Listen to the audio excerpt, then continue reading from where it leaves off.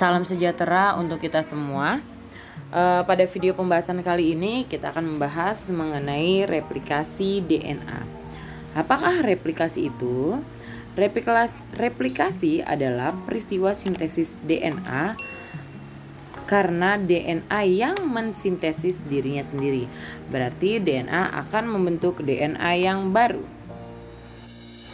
Kita akan masuk pada 3 hipotesis atau 3 teori yang menjelaskan mengenai replikasi DNA. Yang sebelah kiri adalah ada 3 macam, yaitu konservatif, semi-konservatif, dan juga dispersif. Nah, yang paling atas kita bahas pertama adalah tentang atau mengenai konservatif. Teori ini menjelaskan bahwa ketika ada satu rantai DNA yang lama, dia akan membentuk total rantai DNA yang baru.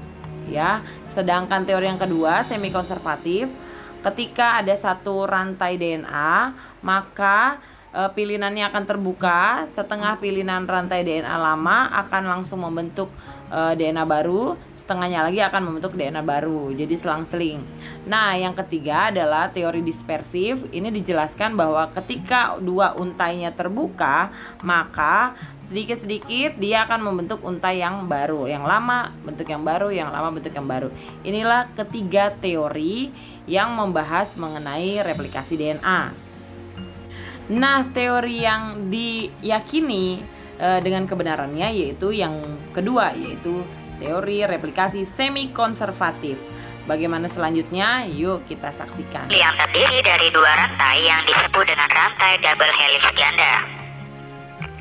Setiap sekuensnya terdiri dari beberapa molekul basa nitrogen yang saling berpasangan, yaitu ada adenin, sitosin, guanin, dan timin.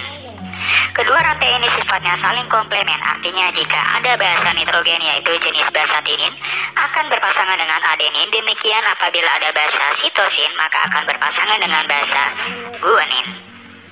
Bagian ini dimulai dari bagian ujung 5 ke bagian ujung 3, sifatnya antiparalel dengan bagian di bawahnya yaitu dari 5 ke 3. Tahap pertama dari replikasi DNA adalah pemisahan 2 rantai ganda DNA yang dilakukan oleh sebuah enzim yang disebut dengan enzim helikase, sehingga nanti akan membentuk suatu garpu replikasi, sehingga memisahkan rantai menjadi 2 bentuk template untuk pembentukan rantai DNA baru. Enzim primase memulai proses. Enzim ini akan membuat sebuah bagian kecil yang berupa bagian primer akan membentuk bagian ini memulai untuk proses pembentukan rantai DNA yang baru.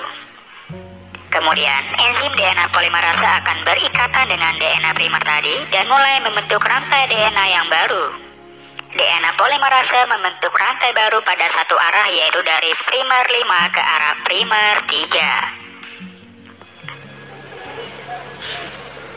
Bagian leading strand disintesis secara kontinu.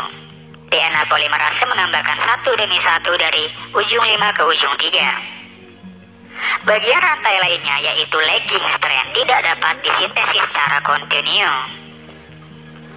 DNA polimerase akan membentuk suatu fragmen yaitu berupa Okazaki fragmen atau fragmen Okazaki. Setiap fragmen mulai dibentuk oleh RNA primer dibantu oleh enzim primase. Kemudian DNA polimerase akan menambahkan basa DNA dari ujung primer 5 ke ujung primer 3 pada satu arah. Kan udah dibilang tadi. Apalagi nanya mulu orang lagi. Primer yang selanjutnya membentuk lagging strand yang lainnya. Setiap saat. Dan fragmen Okazaki yang lainnya juga disintesis lagi secara konsisten. Setiap belajar.